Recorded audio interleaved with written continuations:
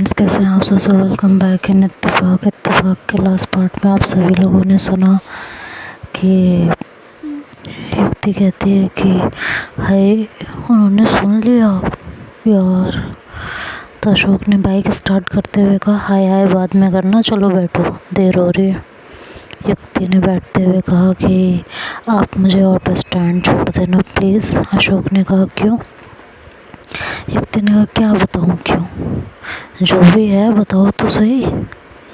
मेरे मोहल्ले की औरतें आपके साथ बाइक पर देखकर बातें बनाएंगी, साथ ही मेरी चाची भी। फिर चाची 10 तरह की उल्टी सीधी बातें बनाकर मेरे चाचा के कान भरेंगी। फिर क्या बताऊँ आपको?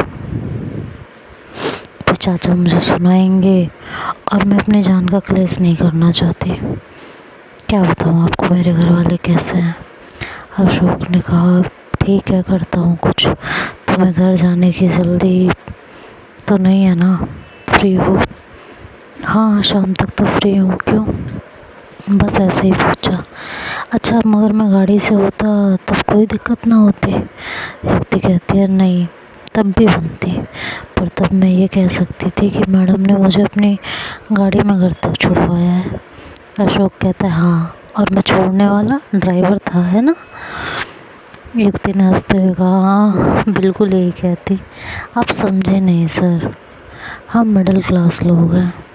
हर चीज़ को उसके क्लास और इंसान को उसकी औकात से नापते हैं।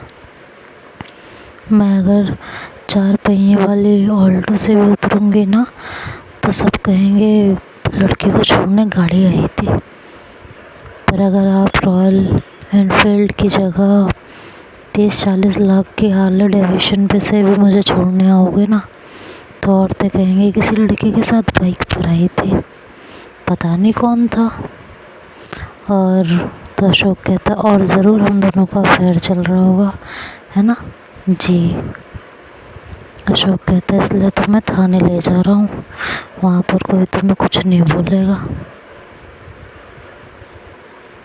फिर थोड़ी देर बाद, करीब कुछ घंटे बाद, कोर्ट रूम से बाहर निकलती हुई शम्मी ने जब युक्ति को देखा तो वो चौंक गई। उसने कहा, तुम? अशोक ने कहा, और फिर अशोक से कहा कि तुमने इसे घर पर ड्रॉप नहीं किया? अशोक ने कहा, नहीं कर पाया, लेकिन तुम्हारे लिए एक बढ़िया खबर है। शम्मी ने कहा, क्या? अशोक ने एक कागज़ हाथ में देते हुए कहा, ये लो पढ़ो। शम्मी पढ़ती है और पढ़ने के साथ साथ उसके फेस एक्सप्रेशन चेंज होने लगते हैं। वो जल्ला कर गुस्से से बोलती, ये क्या है? तुम दोनों का दिमाग ख़राब है क्या? और अशोक की तरफ देख के कहते, तुमने तो इसे कोई पट्टी नहीं पढ़ाई ना? अशोक ने कहा, मैं क्यों पट्टी पढ़ाऊँगा, इसी ने मुझसे कहा था। शम्मी से गुस्से से युक्ति को देखते हुए बोलती है, बेवकूफ़ लड़की, क्या ज़रूरत थी ये करने की? मैं तो हेल्प करना चाहती थी आपकी, और किसने मांगी तुमसे हेल्प? मैंने तुमसे कब कहा कि तुम जाकर गौरव के खिलाफ़ केस कर दो? युक्ति ने कहा, नहीं कहा। शम्मी कहती है, फिर क्यों तुम गई कंप्लेंट लिखवाने?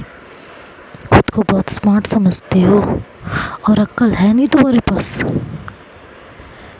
मैंने तुम्हें घर जाने के लिए कहा था और तुम बेवकूफ़ी करने पुलिस स्टेशन पहुंच गई।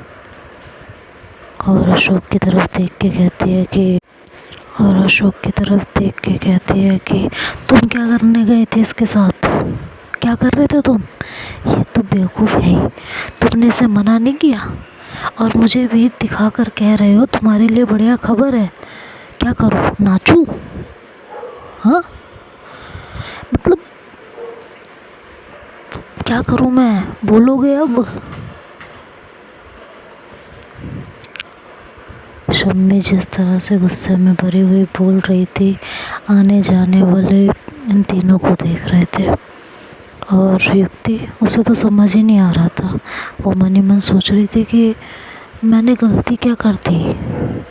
मैंने तो गौरव पर केस किया था कि शम्मी की हेल्प होगी और शम्मी को इस बात से खुशी होगी, वो उसे अप्रिशिएट करेगी, पर वो तो उस पर गुस्सा हो रही थी। और अब उसकी बात सुनकर युक्ति को भी गुस्सा आने लगा था, क्योंकि शम्मी की हेल्प करने के लिए एक तरह से उसने खुद को दांव पर लगा दिया था। तो युक्ति ने भी चिल्लाते हुए कहा, आपके साथ क्या प्रॉब्लम है? कुछ भी कहती हो, कुछ भी बोलती हो, जो मन में आता है सुना देती हो।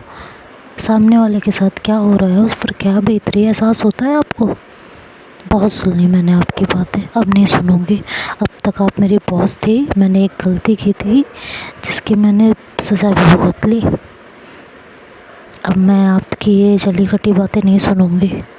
मैंने ये केस ये सोच कर किया था कि मेरी वजह से आपको कोई फ़ायदा पहुंचेगा, इसमें मेरा ही नुकसान था, पर मैं आपकी हेल्प करना चाहती थी। मेरा इसमें कोई फ़ायदा नहीं है, आपका है। और आप मुझे ही सुना रही हैं। इस केस की खबर जब मेरे घर वालों को मिलेगी तो मुझे कितनी बातें, कितनी ताने सुनने को मिलेंगे। आपके लिए मैंने खुद को स्टेक पर लगा दिया और आप।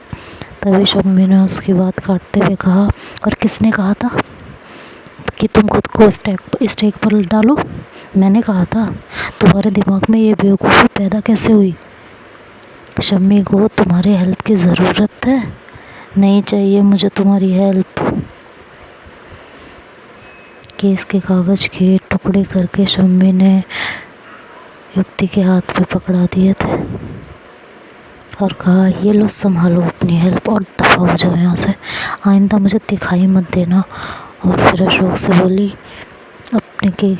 अशोक से अपने केस के कागज़ छीनते हुए बोली कि तुम भी दफ़ा हो जाओ, और कोर्ट के अंदर चली गई।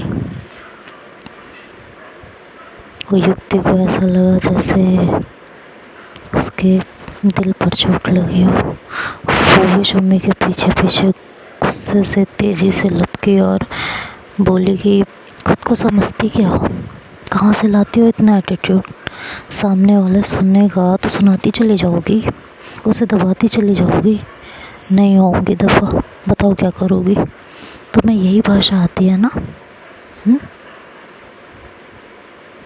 अब मैं भी तुमसे इसी तरह बात करूँगी, तुम्हारी तरह एटीट्यूड में।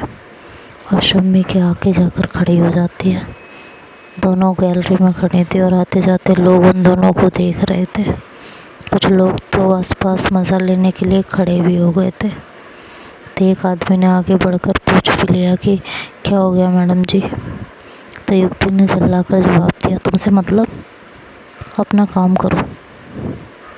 वो आदमी मुंह बनाता और बड़बड़ाता हुआ चला गया। पीछे से अशोक बोला, तो दोनों ने क्या ड्रामा लगा रखा है? ये कोर्ट है, अगर लड़ना है तो घर जाकर लड़ो। और शम्मी, ये तुम्हारा कोई तरीका नहीं है बात करने का। शम्मी ने कहा, मुझे ना तो बात करनी है और ना ही झगड़ा करना है। और युक्ति से बोली, हटो सामने से। युक्ति ने कहा, नहीं हटूंगी। अशोक ने कहा, तुम दोनों चुप हो जाओ और यहाँ से चलो, ये बात करने की जगह नहीं है। शम्मी चलो यहाँ से, सब लोग यहाँ में जानते हैं। शम्मी ने कहा, मुझे तुम दोनों से कोई बात नहीं करनी, इस लड़की को हटाओ मेरे सामने से, मुझे केस फाइल करना है। युक्ति ने कहा, मैं बिना बात किए नहीं जाऊंगी और ना हटूंगी। शम्मी ने कहा, भाड़ में जाओ, कहकर शम्मी पीछे मुड़ जाती है। अशोक ने कहा, युक्ति तुम अब चुप रहोगी और वहाँ बेंच पर जाकर बैठ जाओ प्लीज़, हाथ जोड़ता हूँ तुम्हारे आगे।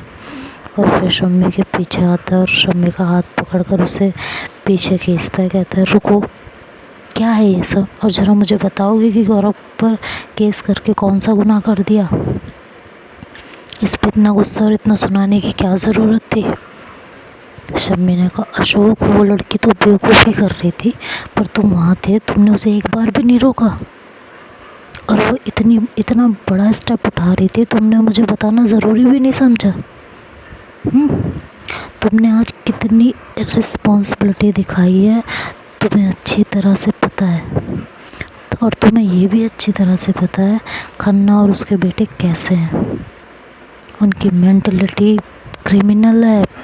ऊपर से गौरव उसके साथ कॉलेज में जाता है, कभी आते जाते या कॉलेज में उसके साथ कोई उल्टी सीधी हरकत कर दे तो क्या होगा? वो उसे पहले से ही देख लेने की धमकी दे चुका है। युक्ति से खन्ना पहले भी चिढ़ा पड़ा है उन लोगों ने उसके साथ कुछ उल्टा सीधा कर दिया तो बोलो, अब जवाब तो मुझे। अशोक से अब कोई जवाब देते नहीं बन रहा था। युक्ति भी थोड़ी दूर पर खड़ी सुन रही थी।